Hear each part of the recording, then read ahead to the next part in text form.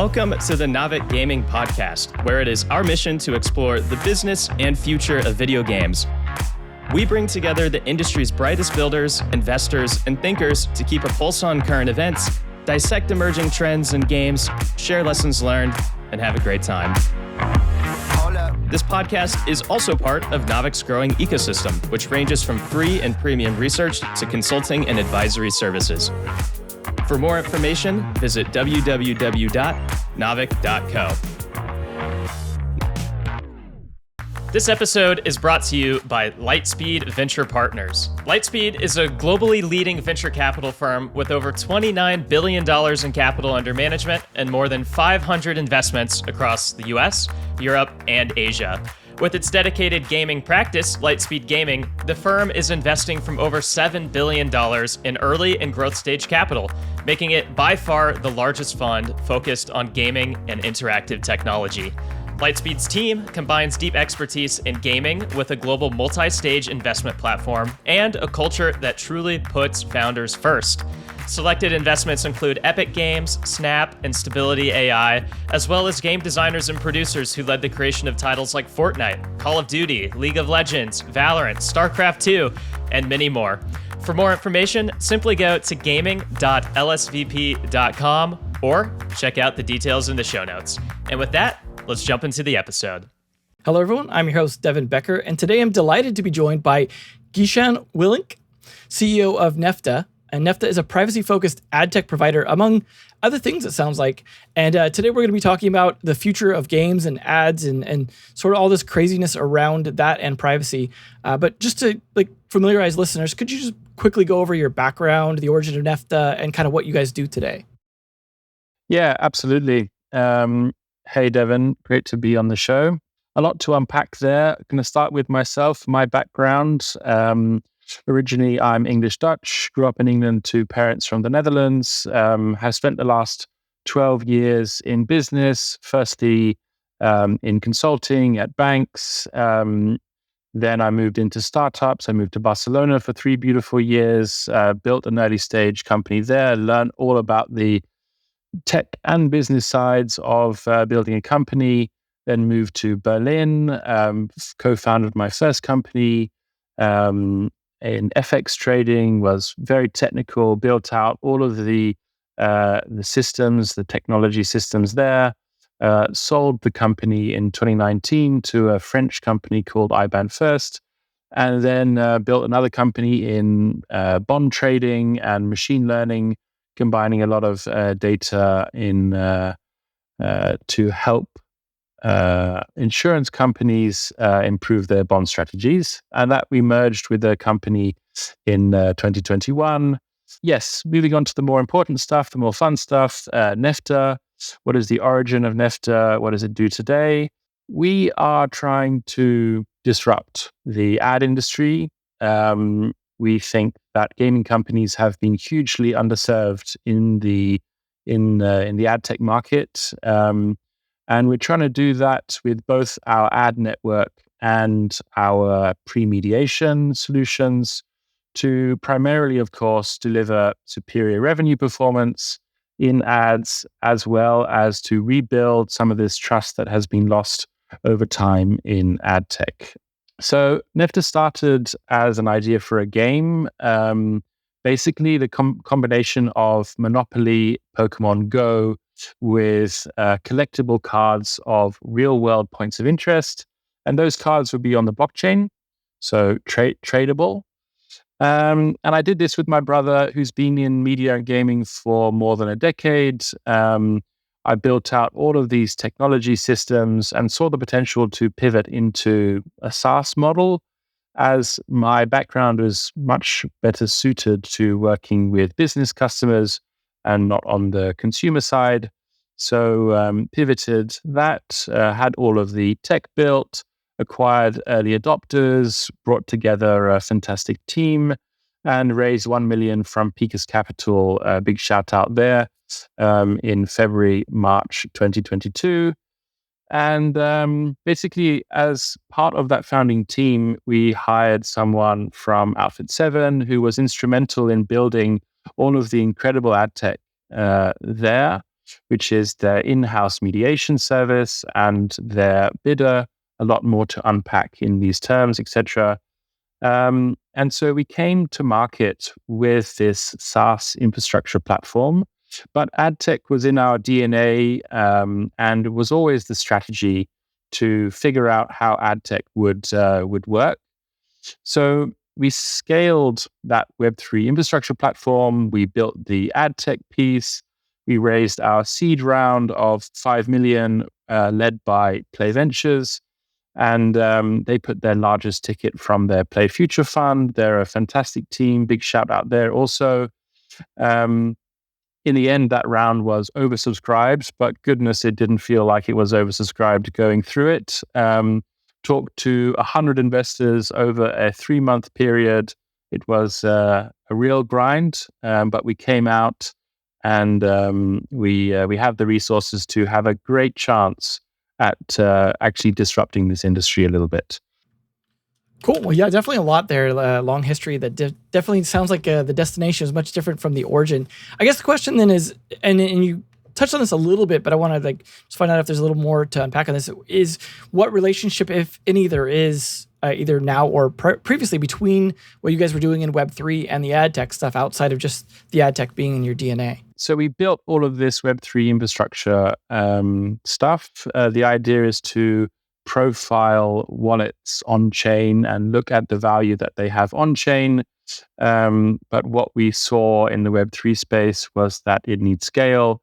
Web3 doesn't have scale. And where AdTech has really thrived is in mobile, and using that wallet identifier to target users on mobile is not in compliance with the privacy frameworks. So the scale element and the privacy element were the reasons why we pivoted away from Web3 AdTech.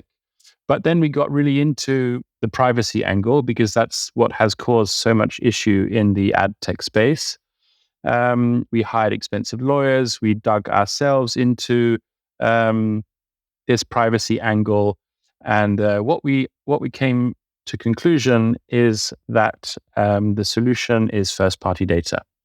The issue is that going from 0 to 1 for gaming companies in first-party data to actually increase ad monetization is extremely difficult. You have to build all of this ad tech infra yourself, or do an or ask an ad network to do that for you. So very difficult.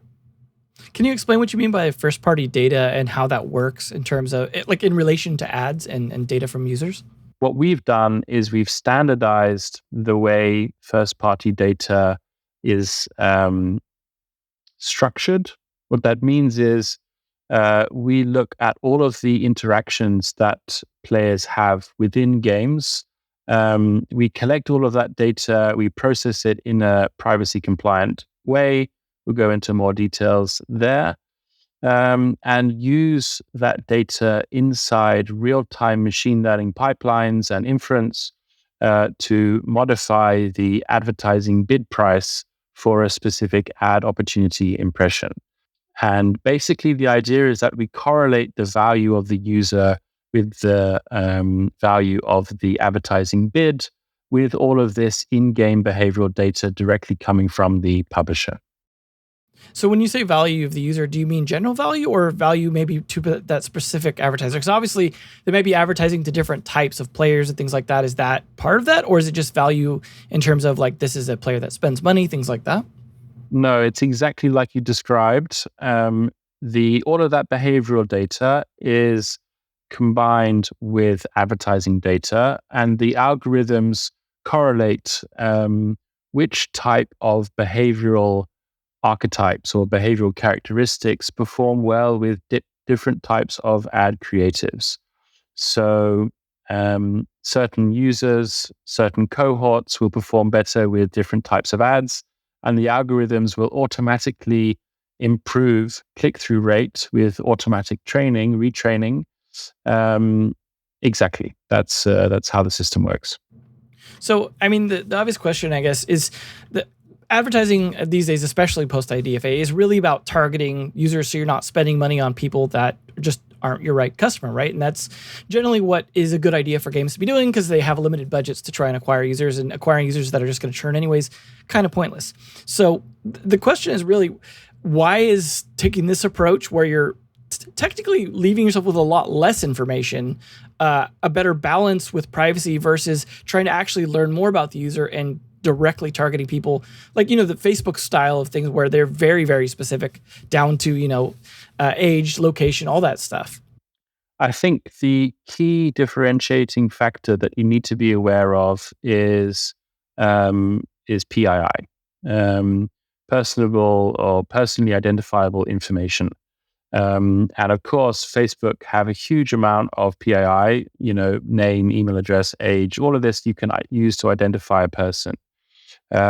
What we are doing and what we believe is the future of balancing ad tracking and targeting with privacy is using this in-game behavioral data without collecting any email address, IP address, no IDFA, and just using only that data to track users.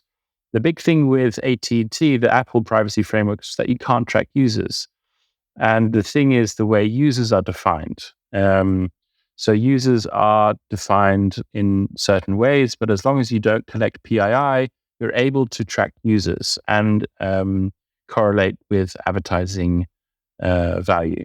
Can you give an example then of how behavioral actions lead to ad targeting? Like, what kinds of behaviors? How does that actually correlate, at least at a high level, to some kind of ad being targeted in a way, based off of your guys' system, or even just the theory in general?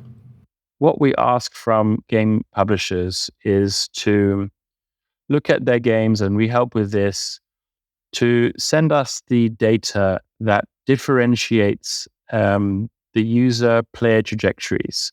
And like I said earlier, we've standardized these game interactions, these game events, and basically publishers will look at these game events and send us this data and find as many data points that they can think about to help the models differentiate the users. And what I mean by this is, some users, they spend a lot of time completing levels. Some focus on their inventory. Some like to focus on cosmetic items. Some fail many levels, and so on and so forth. So using this standardization of in-game behavioral interactions, the models are able to differentiate the users into certain clusters, correlate all of that data with advertising bids, and improve click-through rates. So that's how it works. Yeah. Is there any potential for the same sort of strategy to be used in with promoting in-app purchases that are like targeted to the user based off their behavior? Because obviously that's something that games try and do already, but they don't maybe have the same kind of technology or models to be able to understand. If you're already consuming that data to try and understand what players are doing and what their maybe intentions might be in the future, is there an opportunity there to promote those items? Yeah, absolutely. And this kind of optimization has normally only been possible to the largest publishers out there who have built, large analytics teams, and also ad tech teams where they can, optimize the user experience and user journey by showing less ads or less disruptive ads, or optimizing for specific IAP purchases. This is something which we think about, we talk about a lot internally, but this to us is at a later stage. The ad tech piece and launching the network, launching the mediation, all of that is a huge, huge challenge in today's market.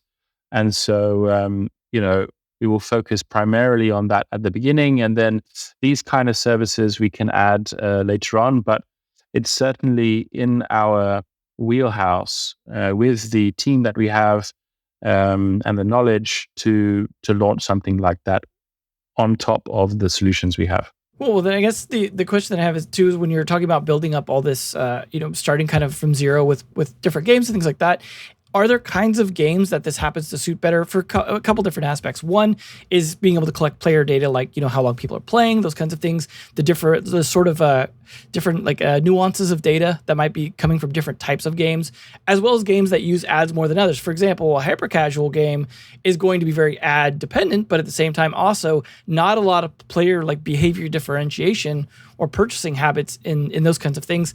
What kind of games ideally or types of products does this sort of solution suit well? It's very true that, the largest types of games that are driven by ads are more, these bite-sized hyper-casual games. And they have, more linear player trajectories and player progress paths. That is changing, considering the privacy changes. And so, this term hybrid casual has come about, basically making these games that are just for advertising also available for IAP. And this is really where things start to become much better when differentiating users. The more complexity and more opportunity to veer away from your standard path, the better the models will be.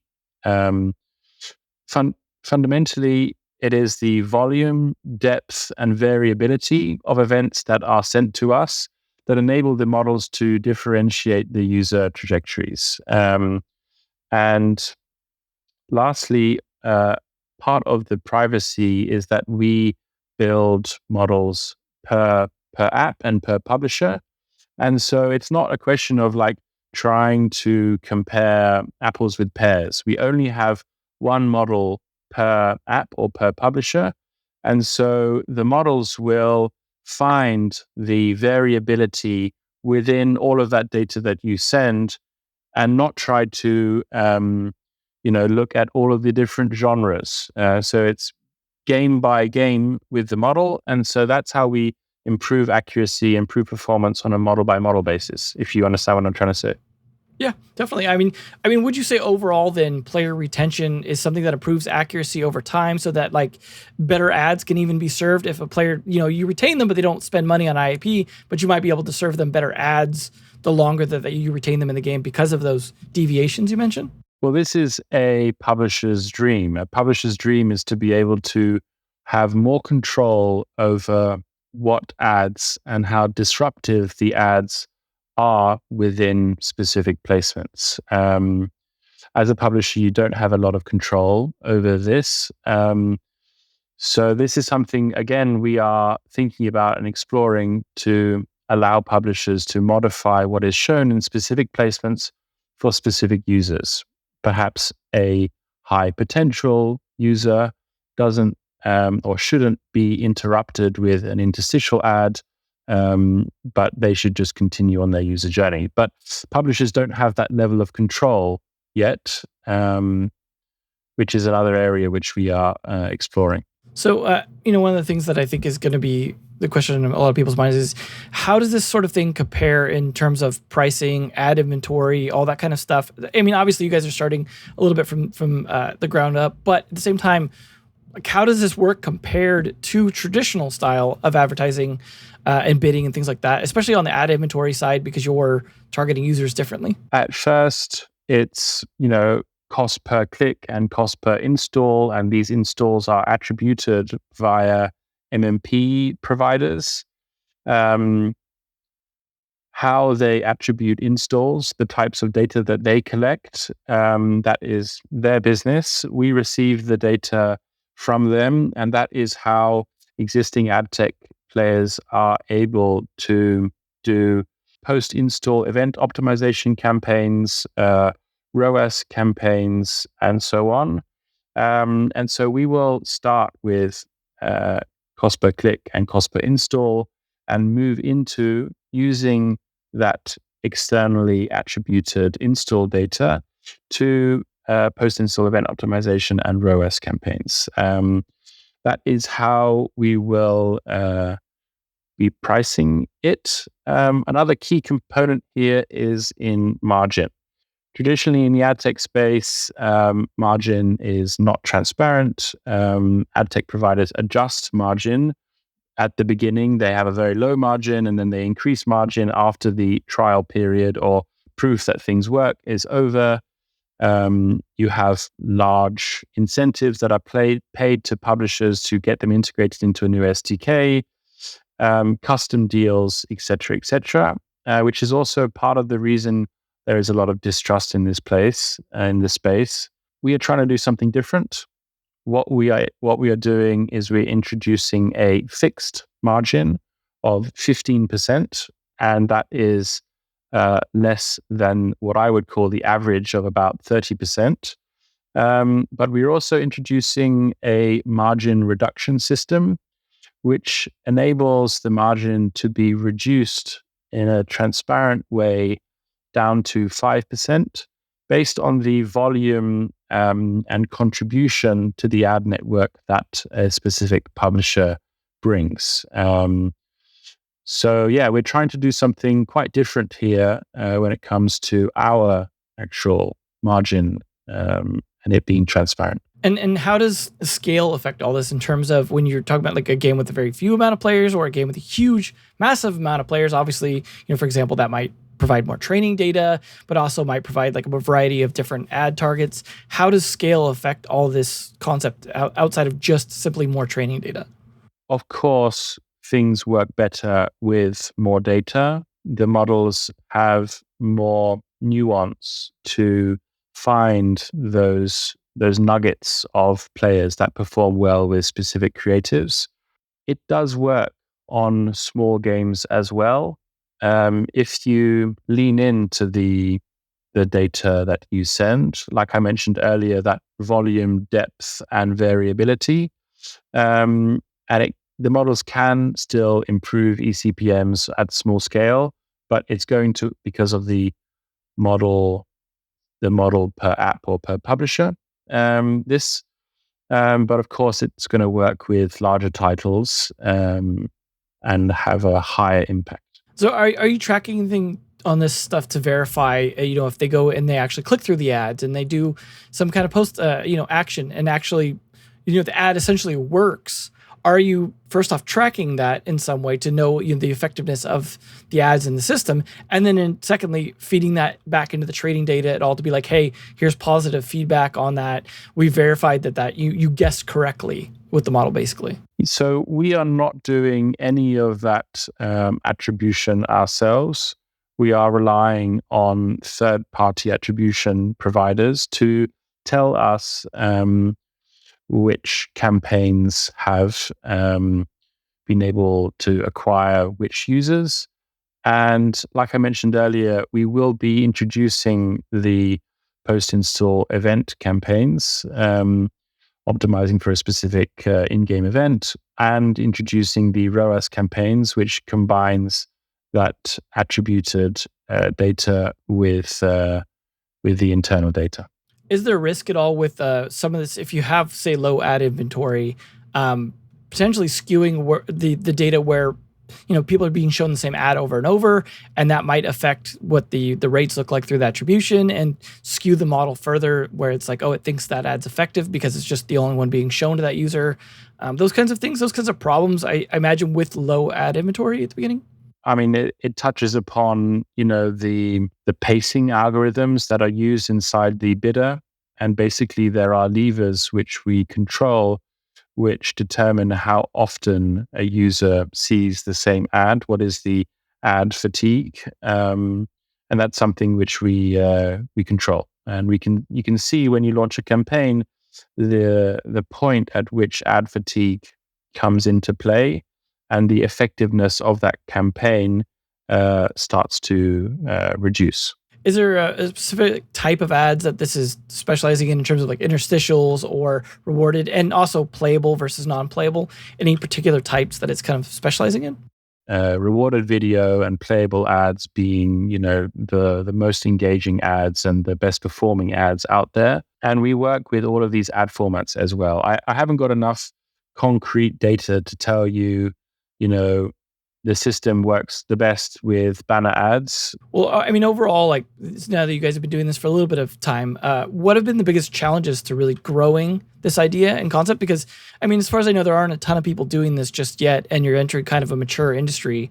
Like, what have been the biggest challenges overall that you've run into? One of the key questions I get asked is, why doesn't some of the big ad tech players out there do this? Why don't they do what we've done? And there's a few things. I think they've tried, but it's very difficult. I underestimated how difficult it is to build such scalable and complex systems. So from a technology point of view, there is a lot of challenges.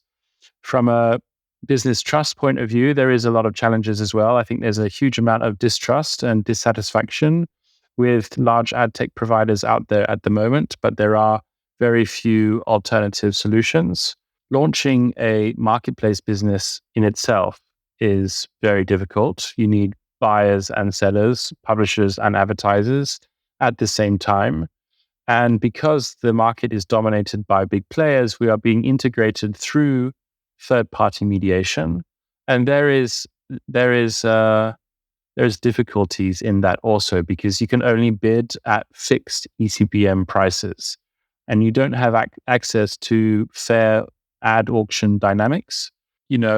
Key areas that we've faced in launching this thing over the last 6 months: supply, demand, being integrated into other marketplaces, which don't give the possibility to bid high for high users and low for low users, and of course that tech complexity. And so this has been a big struggle to launch this, but we're in a very exciting position now, having faced all of these challenges, where we are integrating directly into some of these large publishers into their in-house mediation. And we're also launching our own SDK mediation, which is following these same principles of trust and transparency and ad revenue optimization. Exactly. So we went through a tough 6 months launching this, but now we are in a much better place with the next phase in go-to-market. Also, in that time, just quick point here is that we've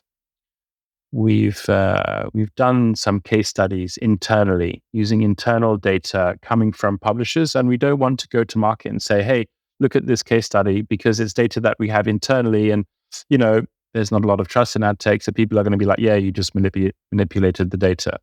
But what we have noticed is that we can improve eCPMs by about 5 to 10, 11% using this behavioral data on iOS opt-outs. So applying that at scale, when we have good fills, then there is significant revenue to be had using the solution, and we are just building up to having all of those pieces come together to actually deliver on that value. I mean, you mentioned the opt-outs thing. Is there anything you guys do when it comes to working with people that do opt in? Or let's say the case of a game developer happening to have their own amount of data from some other source, right? Are they able to then combine that with your data to enrich it themselves? Or you guys able to use that, like, to leverage basically other sources of information that the developer or publisher might have, that they're dealing with sort of the privacy implications of that on their own side? If it comes from the publisher, we could use it because it's first party. We can't link any of that data to any other source. We can't have any universal identifiers. Those two go hand in hand. So we could use it, but imagine working with 50, 100 publishers and collecting unique data from each one. So this is why the importance of standardization in the collection of that first party data is so key. So, I mean, with you guys being in the trenches of this stuff and having seen like everyone kind of scrambling a bit to try and figure out what to do, what kind of other solutions, you said, you've seen some other alternatives. What kind of other alternatives have you seen people trying outside of just hope for the best? I mean, there's got to be other tech solutions, other approaches that people are taking. Yeah, there's a couple of things. One is people are going to different ad formats. For example, offer wool. This is another ad format that people are experimenting with. The influencer marketing route has been taking off. So there is a push for finding alternative solutions to this privacy induced problems. Some are successful, some aren't, but there is an interest to do that. There are also tech solutions out there that are trying to improve the actual ad tech space. It's just so hard. Launching a mediation, launching an ad network, launching those things combined is just really, really difficult and require very specialized knowledge, a fair amount of funding, and a lot of determination and fighting uphills, so to say. But there are a couple of companies that are doing transparent mediation, which have caught my eye, and some other companies experimenting with alternative ways to acquire users at scale. And when you mentioned like regulations and all that stuff earlier and involving the lawyer, I mean, are you mostly talking about platform level regulations, country level regulations? Like, how are you looking at this from a compliance standpoint? Because obviously these things can vary, right? Yep, absolutely. The key thing to note is, the Apple ATT framework. Like I mentioned, you're not supposed to track users, but how do you define users? It is this PII. And so as long as you don't collect PII, you don't try to replace a universal identifier, you don't mix the data between developers or link it with any third-party data, then you are compliant with Apple's ATT framework. Now, there's been the introduction of TCF 2.2, especially in Europe with the e-privacy directive. And there is a small caveat here that if a user opts out of TCF 2.2, which is a small percentage because the opt-out rates for TCF 2.2 are very small, like 5 to 10%, for example, then nobody can do anything on the European users that opt out of TCF 2.2 because no identifier can be stored on the device without that consent. This happens on web with cookies nowadays. It still happens, and it happens across mobile in all spaces. It's just that it's very difficult to regulate, but the regulators are coming, and we've seen some cases already. So there is a small caveat in opt-outs, where if you opt out of TCF 2.2 in Europe, then nobody can do anything with those users. But we are focusing on iOS opt-outs because we are compliant with the ATT framework, and that is the area which we can improve ad revenue the most. Now, to your original question, we are not just focusing on iOS opt-outs. We are collecting this in-game behavioral data from all users. It is just that we can improve the revenue the most for that cohort, for that segment. Exactly. If you're already doing like machine learning or whatever form of modeling you're doing for these users when they're working, is there any way to then also leverage this for things besides ads for the game developers? Obviously, you're standardizing the inputs, but the outputs could be whatever in terms of looking at other things like behavior around like the first time user experience, for example, where being able to help facilitate better improvements there, and things that aren't just directly related to ads. Is there any chance? I mean, obviously AI is a big topic right now, so everyone's kind of looking for opportunities in this space. Is that something that if you're already building that technology, as you said, it was kind of difficult to build up all this infrastructure, Is that something where there's some opportunity outside of just straight ads, or even just around, like I was saying earlier, around in-app purchase, offers and things like that, to just better improve games overall outside of just showing better ads? One thing which we are doing is building our churn and retention models. This reduces the training period for the models to be better at bidding in the advertising bid.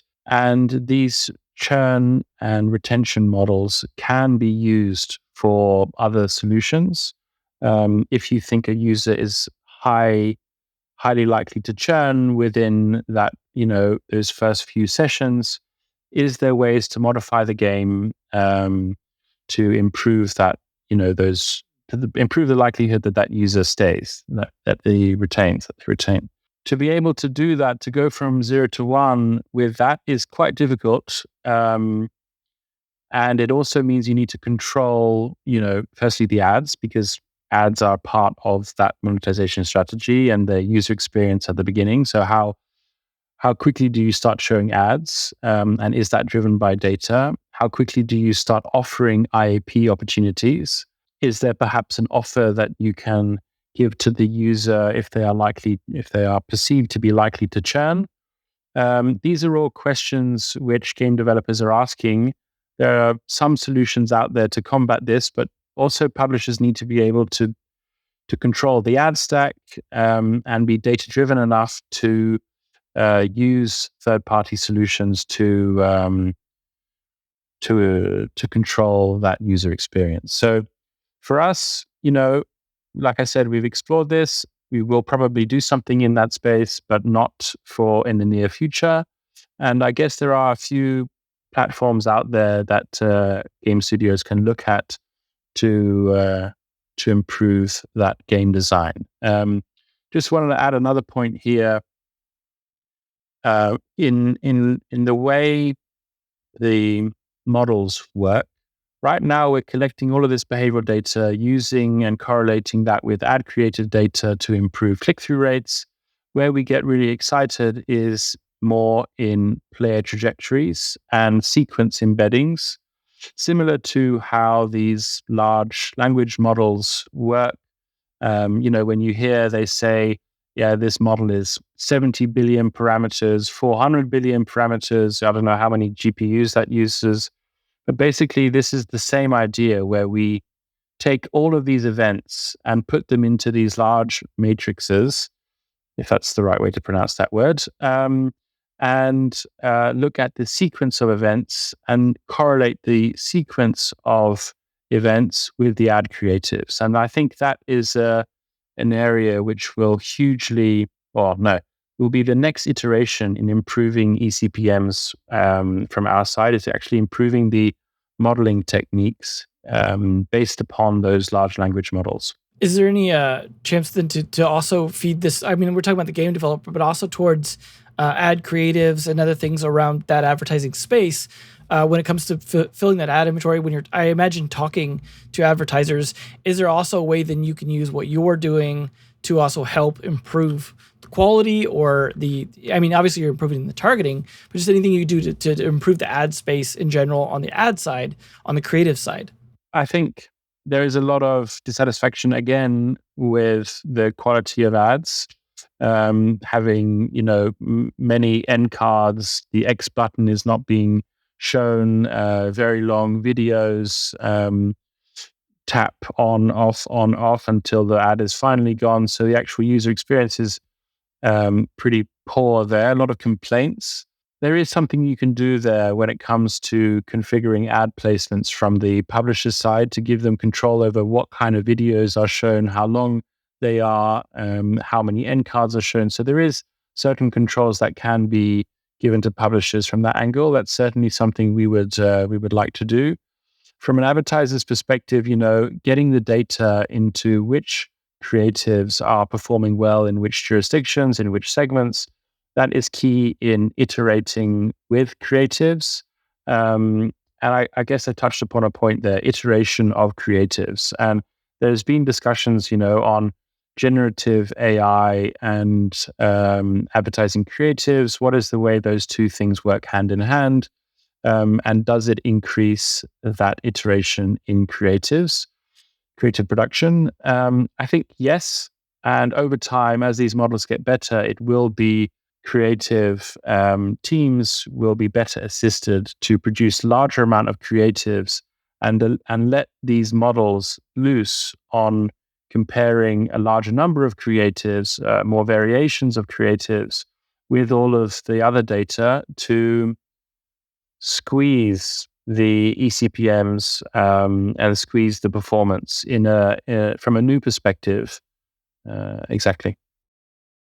Well, cool. I mean, I guess just in general, then you were talking about it a little bit right there, is just kind of looking towards the future of the space. Obviously, there's a bunch of different solutions being tried. I imagine you have a lot of faith in your particular solution, but just overall in the space, assuming privacy doesn't go back the other direction, what do you kind of see as the future of ad-supported gaming? And this could be outside of just what you're doing specifically, but I mean, different business models. We've got subscription models like Xbox Game Pass. You've got the Apple Arcade and Google Play's one as well. There's all these different ways to approach monetization of gaming, and we're kind of at sort of a tough spot in the industry.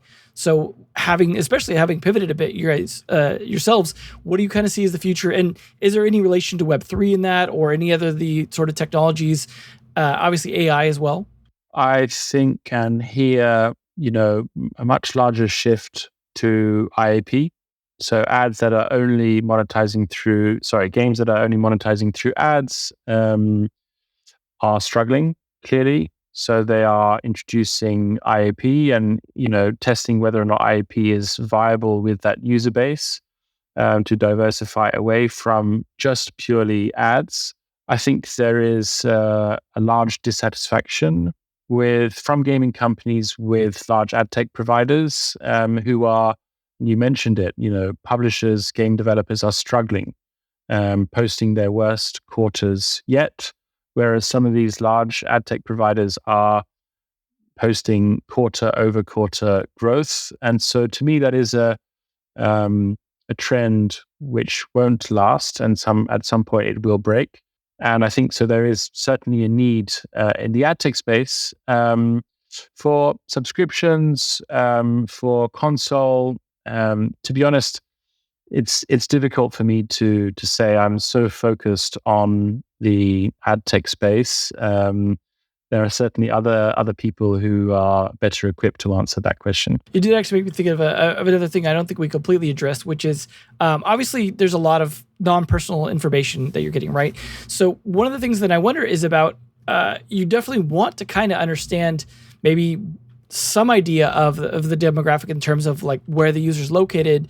Is there still some way to target the ads based off geolocation to some extent? Like, obviously, a tier 3 country and a tier 1 country might have pretty different ads in terms of what you're providing, but the gameplay might be exactly the same, right? Yeah, absolutely. And this touches upon the IP address component and the storage of the IP address, and whether or not that is PII, which is, it's certainly a topic for discussion. What we said is we're not going to expose ourselves to any of that piece, and therefore we don't collect IP address on any account. But what you need to be able to do is differentiate the country. So we use a service to determine the country from the IP address and just store the country. And then we don't save the IP address. And this is critical to have that country level information because, like you said, you're going to have hugely different ECPMs in a tier 1 versus a tier 3 country. And our focus is tier 1 iOS. And that's where we can improve the ECPMs the most. But there is a whole debate on the IP address component, and we've said we're not going to be exposed to that. It's also, working with great gaming companies, easier to go through the legal side of what we're doing. When we say, we don't do any of that stuff, and it's in the contracts. If that situation changes, say the laws change, or and like an Apple changes its stance for some reason, goes back the other direction, are you guys willing to incorporate more data that whatever is normally allowed and seen as legal and abiding by that to enrich the data, or are you going to just stick with the kind of data that you have because you're already building up around those models? Well, our opinion is that this is the right way from the letter and spirit of these privacy laws. Is you are not trying to identify a user, you are just grouping users into segments and cohorts and understanding what those users' intent is. So we believe that this first-party data, not sharing, not replacing IDFA, et cetera, will be the best way and the long way forward for targeting in AdTech. And you'll see this across multiple industries where, the Revolut, the neobank is now an AdTech provider, where PayPal have said they are now an AdTech provider. And there are lots of instances where companies are realizing that first-party data is the key and is the value to unlock. Amazon is another one. And of course, these great companies, they sit upon a wealth of first-party data. And what we are trying to do is enable publishers to leverage that first-party data, but not need to do it all themselves. That's a really key point. Is there a particular size of company that you're generally targeting, like kind of maybe like the AA size or something in that space where, they don't have enough resources to do this kind of thing themselves, but they're big enough to need it? Yeah, it's an interesting question. Certainly, as we've been launching this thing, working with smaller to mid-sized studios that have some, risk appetite to try new innovative solutions. That's how we've been going. But it's moved up the chain to be talking and working with some very large, reputable gaming companies. Even the largest publishers out there struggle, I think, to really leverage all of that data. And I say this because I know King, for example, have a huge analytics department and have been squeezing every percentage out of Candy Crush for the last X amount of years and have done extremely well there. But I think, the companies that are able to actually pull that level of optimization off and that it makes sense at that scale are few. And so I think that there is a large area of the market that is underserved in having the technical and so on ability to be able to properly leverage all of that data that is generated from in-game. Is there any case studies or games like live right now using this kind of thing where people could kind of see some of this in action, or at least read the case studies and see kind of how it works? Just because right now it's a little abstract, and I think it would help for people to get some concrete details. Yeah, no, absolutely. And this is, really what we've been working towards, is releasing these business value case studies that have publisher name, real percentages, and that are not using our data, but data that is from the publisher. So it's verifiable, and that, people can see that it really works.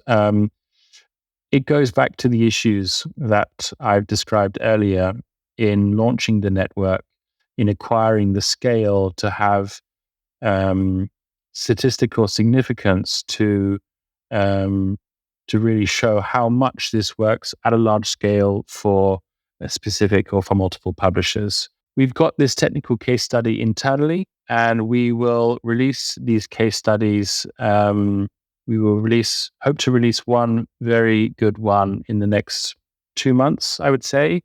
And that is because we are able to integrate through a large publisher's in-house mediation and not go through these other mediation providers, which is where we can really bid high and bid low.